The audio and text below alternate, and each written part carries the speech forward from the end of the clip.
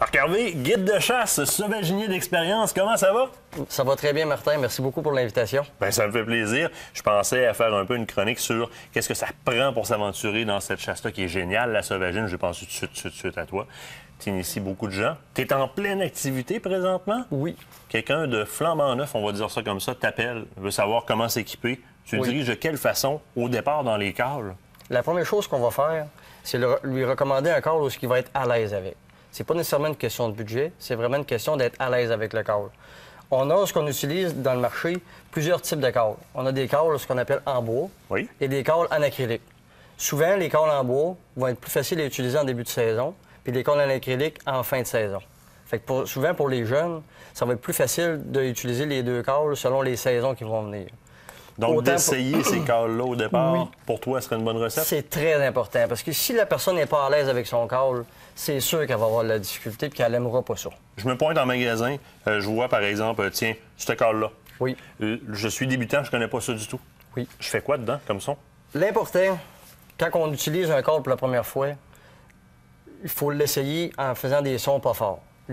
Comme souvent, on regarde la télévision, on regarde dans les émissions, on voit des calls professionnels. Ce qu'il faut faire, c'est les calls de base.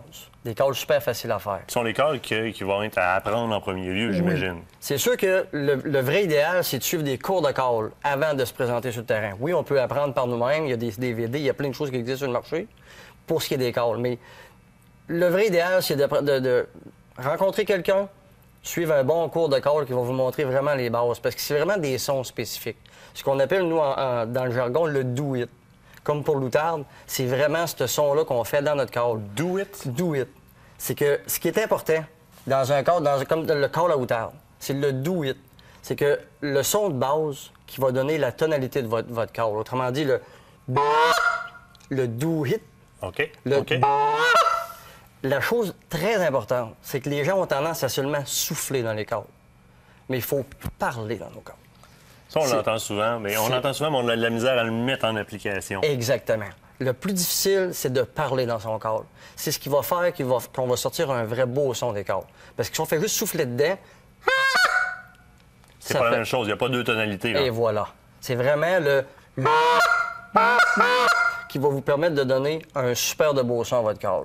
Fait que l'important, c'est de l'essayer, de voir si on est confortable avec.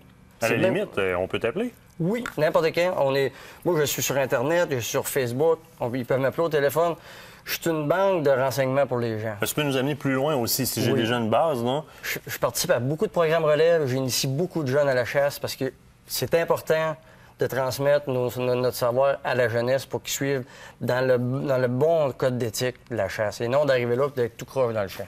Ça, c'est un point qu'on va parler tout de suite après. Oui. Mais pour terminer avec les calls, au départ, on peut aller voir un magasin et l'essayer de cette façon-là. Oui. Ça m'intrigue. Tu sais que je suis pas un sauvaginier d'expérience du tout. Je t'ai demandé même de m'aider, toi, au niveau connaissance là-dedans.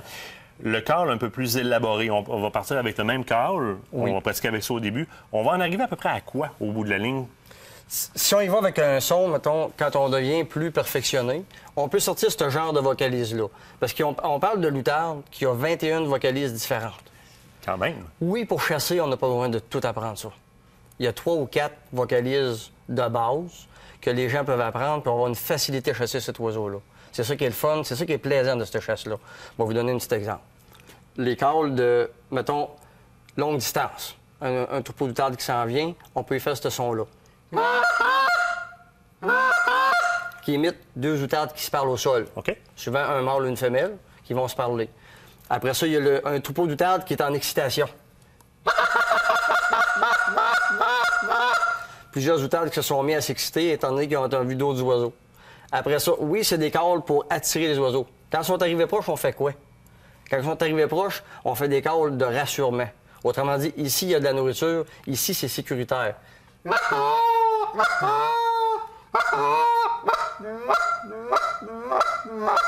Ça, c'est des calls de rassurement pour les outardes. Fait que quand les outardes arrivent proches, à place de faire... Là, tout ce qu'on va faire, on va les insécuriser. Pourquoi? Parce que les oiseaux s'excitent beaucoup au sol. Les outardes, qu'est-ce qu'ils vont faire? Ils vont redécoller au lieu de venir se poser, tout simplement. OK. Là, je vous ai donné seulement 3 ou 4. Tu abordes de manière générale, mais on peut voir que par de la formation, on peut aller en chercher beaucoup. C'est très facile d'apprendre ça. C'est pour ça que je dis des fois, lâcher un coup de téléphone, tu sais, comme s'en aller chez vous, pas trop savoir comment s'habiller. Je te vois avec les caches. Bon, moi, je sais un peu les caches qui sont disponibles sur le marché, mais un débutant qui va s'en venir, j'ai pas de cache, qu'est-ce que je vais me chercher? Il n'ose pas tout le temps poser la question, mais il faut la poser, la question à notre guide. Il existe plein de caches différentes sur le marché. C'est incroyable. Les manufacturiers nous en sortent à toutes les années. Là, présentement, ce qui est très populaire, c'est ce qu'on appelle les caches à profil bas, comme celles qu'on retrouve ici.